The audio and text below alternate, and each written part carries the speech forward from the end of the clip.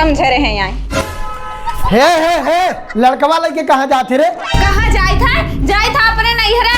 अब हम यहाँ घर पे एक पल नहीं रह। बाप रे दादा करत करत हौदी नादा गोबर पानी कचाई गए जाए था। अच्छा ये बताओ तब कब आएंगे? अब हम आए वही ना हमारे चक्कर में ना रहो। जा कहो हियर हार का कई लियो। नमस्ते दीदी। खुश रहा।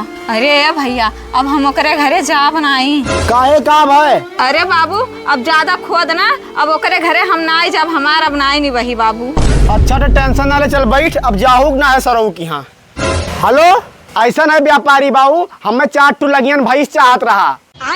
काहे से बहनिया हमारा आई गई। अब सानी पानी हौदी नादा के टेंशन ना है।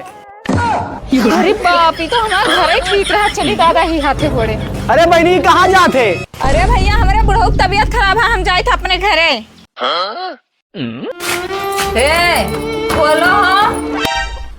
क्या हुआ? ये क्या हुआ हा?